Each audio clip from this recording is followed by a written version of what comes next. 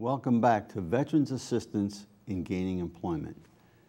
In our first segment, we were talking about different programs, transition assistance, and all of that, and how does that affect our soldiers, sailors, Marines, Coast Guard, and Navy. About to retire or about to separate.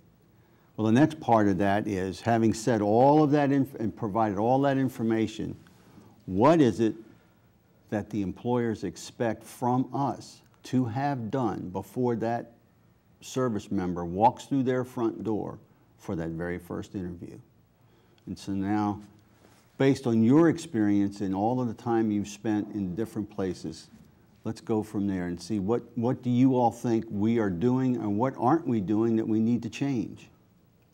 And to provide that information to those members that are sitting here watching us right now so that they feel comfortable, I am truly work ready. Efren. Well, usually one of the steps that we cover is we emphasize a lot on research and target audience, target industry and occupation. Identify who you want to work for, who's hiring, what occupations are in demand, and then target that particular companies they're currently hiring. Go and utilize all the resources that you have available, especially the internet, the library, and research that target audience or target employer. Research, be prepared for that initial interview, okay? Especially the first one, which is usually the phone interview. As you prepare and research, you'll be prepared for that, actually be able to answer questions about what's going on with a company, do you have any particular events, what projects we have going on in there, how your skills match the company culture. Also, maybe Troy and Bill want to elaborate a little bit more. I like to hone in before they're ready. There's some things they got to do prior to that. There's a process. There's things that they need to do. Some of the key mistakes that I see veterans as they transition out are number one, probably the top mistake would be is they start the transition process too late. A retiree can start the process 2 years out. Again, a separatee 1 year out. This will allow them to go to this pre-separation counseling to, it's an overview of the services and entitlements that they're entitled to. We talk about employment, we talk about education, barriers to employment, healthcare needs, things of that nature. That's an individual transition plan. That is very key to transitioning out. Now, additionally with that, they need to determine their career path. A lot of them, especially ones, in more of a combat MOS, as not used for me, for example. I was a combat engineer for 21 years. Whatever I did in the military doesn't relate to the civilian workforce. Okay, so what am I going to do? Well, based on my experience, I was an operations sergeant, so an operations manager. Well, I realized I did not identify barriers. Okay, for one, I needed a bachelor's degree to be competitive. I didn't have that. I was applying for, I didn't know the industry, even though operation manager, I mean, they're broad. Operation, what industry? So I didn't really have a career path, I didn't identify my career path. I also didn't know the process. Most people that get out of the military, they get that resume together, and what do? They shotgun blast it out there through Monster and Career Builder and some of these online poster boards, and then wonder why they're not getting any telephone calls, okay? So. Has anyone ever done a study that looks at the testing that they do before they come into service? I'm thinking more of the one-time enlistment and now they're getting out. For whatever the Armed reason. Services Vocational Aptitude Battery takes a whole realm of what you know and what you have a little bit of a skill in based upon whatever you've been exposed to beforehand. Some of those skills will get honed while you're actually in the armed forces. A couple of things I'd like to elaborate on that Troy said. He said he was a combat engineer and had no directly relatable skills, but there were things that he did within the Army itself that were directly transferable to civilian occupations. He had some teamwork skills, he had some leadership skills, he had some camaraderie skills and communication skills. These are the types of transferable skills, regardless of what you did in your armed forces time, that will transfer directly over to the civilian world. Transition is exactly what it is. It's not a turn to key off and become a civilian. It's a transition from a way of life to another.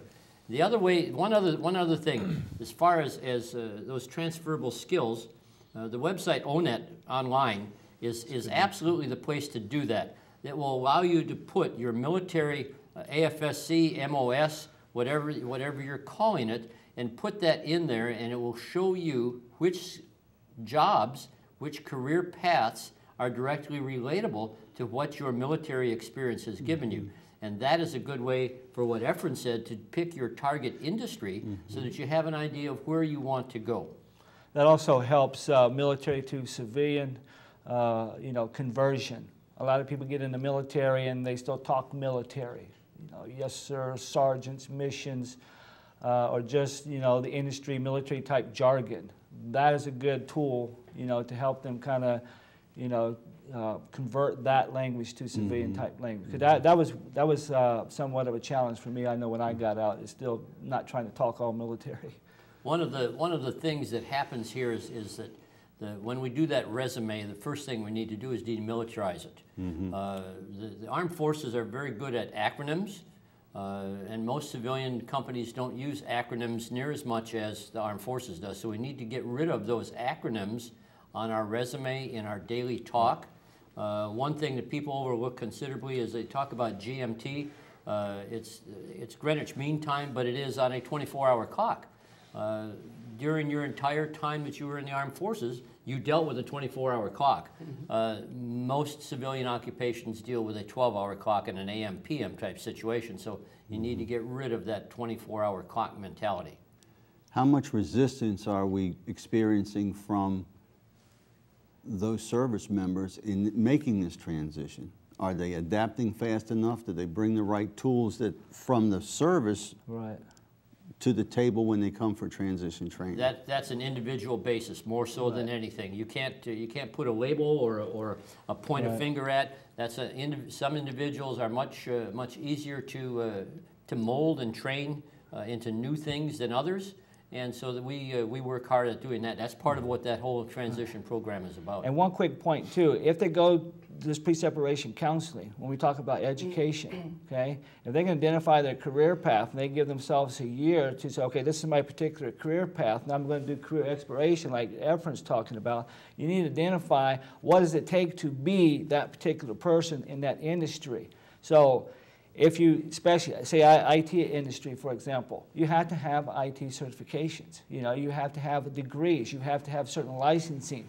So it's imperative you identify that as quickly as possible and try to get as much of that in the military. That way, as you transition, it's a smooth transition instead of trying to do it until, when you get out. And now you're trying to get the certification. It's imperative that they identify that career path, barriers to employment, and try to overcome those barriers as quickly as possible or within that time frame. And we emphasize this particular guidance is received during your pre-separation or pre-retirement. So it's critical that the armed forces individuals and the chain of command understand if you have somebody separating, you need to have them there 12 months out. If you have somebody retiring, in reality, they think, oh, you know, Efren, I think I got 2 years. I got enough time. No, you don't. You don't have enough time.